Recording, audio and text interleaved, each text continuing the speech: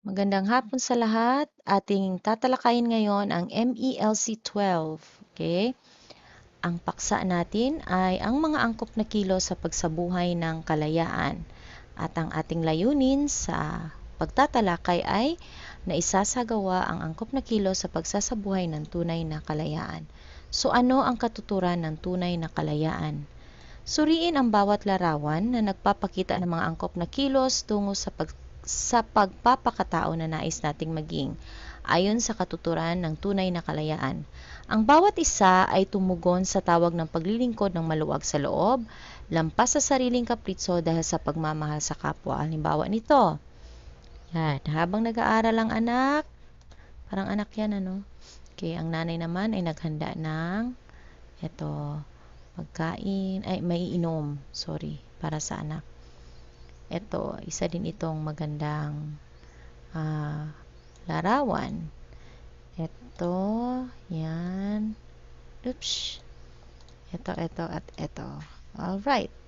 So, ang bawat larawan ay nagpapakita ng mga angkop na kilos tungo sa pagpapakatao na nais niyang maging ayon sa katuturan ng tunay na kalayaan. Kung titingnan natin, lahat dyan ay tumugon sa tawag ng paglilingkod ng maluwag sa loob dahil sa pagmamahal sa kapwa. Ano ang mga kilos na nagpapakita ng pagmamahal at paglilingkod sa mga larawang ipinakita sa itaas? Tapos, balikan at suriin mo ang pagpapasya at pagkilos na isinagawa mo sa mga nagdaang araw. Naaayon ba ito sa tunay na diwa ng kalayaan? Okay. So, tayo dito. Sanayin natin. Isulat ang iyong sagot sa isang malinis na papel. Tingnan mabuti yan. Okay. Ang nasa itaas ay halimbawa ng Wordle. Okay. Ito ay binubuo ng mga salita na may kaugnayan sa isa't isa. Ang paksa o yung main concept nito ay nakasulat ng malaki at malinaw habang ang iba pang mga salita na may kaugnayan dito ay nasa maliit na titik o font size. So halimbawa ngayon, ito, ang pinakamalaki dyan ay yung ngayon, lahat, Pilipino. Yung ibang mga mga salita ay nasa mas maliit na titik o font size. Okay, pero lahat yan may kaugnayan yan sila sa bawat isa. Dito naman, mundo, hila, bigat. Okay, so nandyan. So anong gagawin natin ngayon sa Wordle? Gumawa ka ng sarili mong Wordle. Pero ang gagamitin natin ay mga salita na tungkol sa natutunang konsepto ng kalayaan at ang mga angkop na kilos upang maisabuhay ito. So, halimbawa, gamit tayo ng 10 to 15 na mga salita. Okay, hahanap ako ng Wordle dito, ha? Wait lamang. Oops. Wait for a while.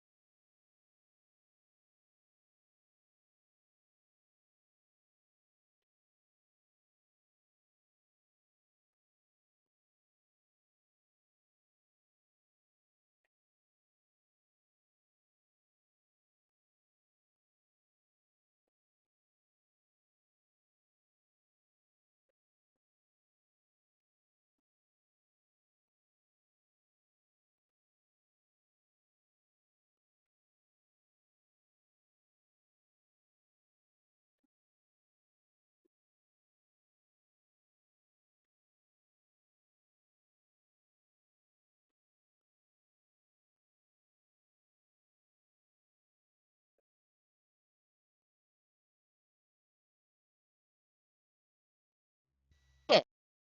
Balik tayo sa Wordle. Hanapin ko kaya yung Wordle dito, ha? Gagawa tayo ng example. Kalayaan. Wordle. Oop. Punta ako sa image. So, ito siya. This is an example of Wordle. Yan. So, dito, example, ito. Yung inaano talaga dito, yung pinapakita dito is yung media. Media. So, lahat ng nakapalibot dyan ng mga maliliit na letra or yung maliliit na, not letra, maliliit na mga salita, pero, ang tawag nito? Maliliit yung font size. Lahat yan may kinalaman sa media. So, ganun din ang gagawin natin sa salitang kalayaan. Okay, maghahanap nga ako dito. Okay. So, example, ganyan. Students, yung pinakamalaki. Under the students. Okay. Pero ito, masyado na itong maraming mga salita. You just have to use 10 to 15. 10 to 15 words or mga salita. Okay, balik tayo dito. Alam nyo na yung word, oh. So, ano yung mahalagang konsepto natin? Okay. So, ang tunay na kalayaan ay ang kakayahang ibahagi ang sarili sa kapwa, tumugon sa napapanahong sitwasyon ng may pagmamahal at kaligayahan sa puso. Okay. Okay. Yan. Dito tayo subukin natin. Okay. Basahin ng mabuti ang bawat katanungan at ang nakalagay dito, itiman ang bilog ng wastong sagot. Pero hindi na kailangan. You just have to put directly the correct answer. Okay? Sorry kanina ha, nawala ako ng bigla. Okay. So, punta tayo dito sa number 1. Okay. Alin sa sitwasyon ang nagpapakita ng tunay na kalayaan? Ulitin ko. Alin sa sitwasyon ang nagpapakita ng tunay na kalayaan? A. Nagagawa ni Emerlyn ang mamasyal anumang oras niya gustuhin. B. Inamin ni Lala ang kanyang pagkakamali at humingi ng paumanhin sa ginawa. C. Hindi mahiyain si Greg kaya nasasabi niya ang gusto niyang sabihin sa isang tao. D. Kahit pagod na galing sa trabaho, sinamahan pa rin ni Jake ang kapitbahay na isinugod sa ospital.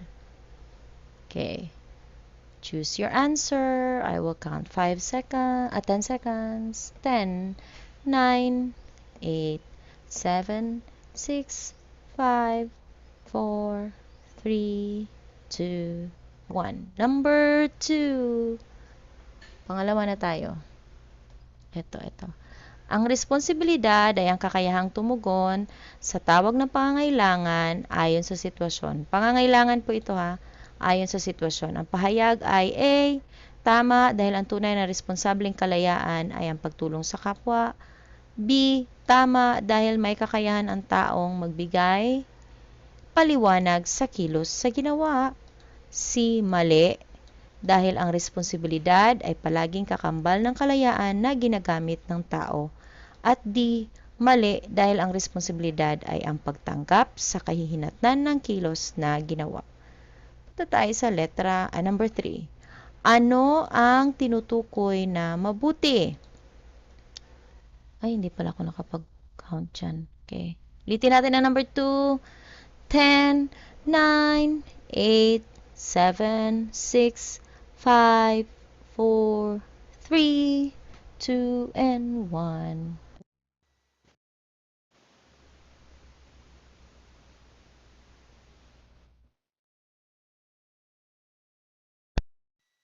Okay, wait lang. Ano ang tinutukoy na mabuti? Ang pagkakaroon ng kalayaan, ang pagmamahal at paglilingkod sa kapwa. C, ang kakayahan ng taong pumili ng mabuti. D, ang magamit ng kalayaan sa tama at ayon sa inaasahan. Okay, answer now.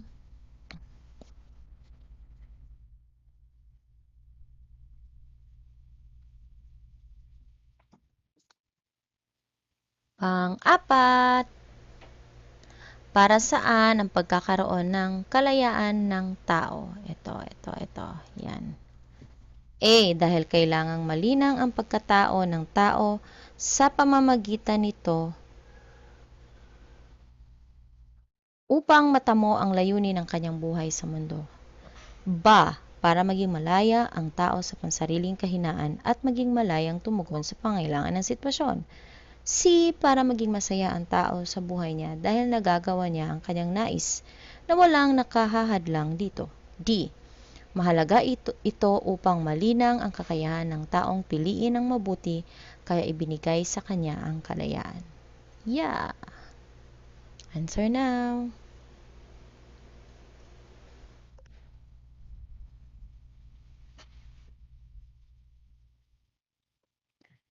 Number 5. Dito tayo. Para tingnan nyo na ang 5, 6, and 7. 5. Hindi maunawaan ang leksyon ng iyong guro at nakababagot sa pakiramdam, kaya nawalan ka ng interes na makinig sa kanya. Dahil dito wala kang natutuhan sa itinuro niya. Sinisi mo ang iyong guro. Sang-ayon ka ba sa kanya? Ayan ang choices. A. Sang-ayon dahil responsibilidad ng guro ang maipaunawa sa mga mag-aaral ang leksyon. B. Sang-ayon dahil kailangang mapaganda ang leksyon para hindi nakababagot sa mag-aaral. C. D. Sang-ayon dahil may pananagutan ng tao sa kanyang kilos. At D. Sang-ayon dahil may kakayahan kang piliin ang iyong kilos. Okay. Number 6. Ang isang taong lulong sa bisyo na tulad ng pag-inom ng alak ay A. May kalayaan dahil malaya niyang nasusunod ang nais na gawin. B. Walang kalayaan dahil nakakulong siya sa bisyo at hindi nakagagawa ng kabutihan. C. May pananagutan sa ginawang pagpapasya. D. Walang pananagutan sa kanyang kilos. Number 7. Bakit sinasabing ang paglilingkod sa kapwa ay siyang katuturan ng kalayaan? A. Nagbubunga ng katamaran sa iba. B. Ito ang itinuturing na mabuti. C. Na isa sa buhay ng tao ang kanyang mga pagpapahalaga na itinuturing na mabuti. At D. Lahat ng nabanggit. Okay, I will give you time to answer.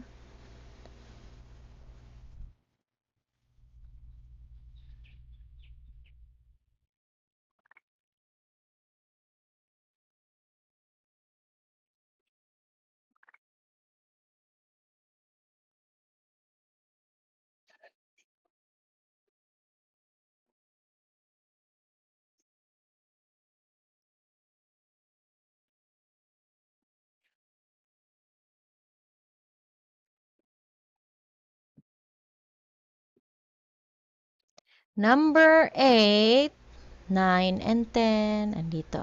Okay, unahin muna natin ang 8. Yan. Ano ang dapat gawin ng isang tao upang maging tunay na malaya? A. Gawin ang kanyang nais gawin sa abot ng kanyang makakaya. B. Isapuso ang kabutihan.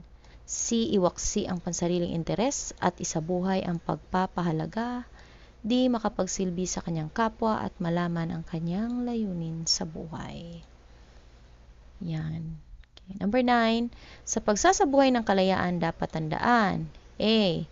Ito ay may kaakibat na responsibilidad. B. Ito ay napakalaking pananagutan.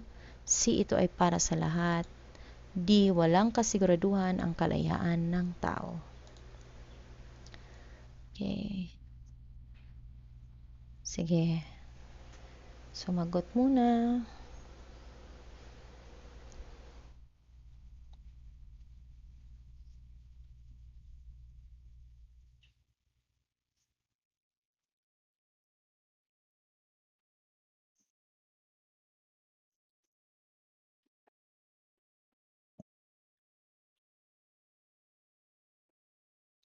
Number 10. Ito na tayo sa number 10. Sa panahon na ito ng pandemya, marami kang nasaksihang kalayaan ng kilos loob ng mga kababayan natin, lalo na ng mga frontliners. Paano mo maipakikita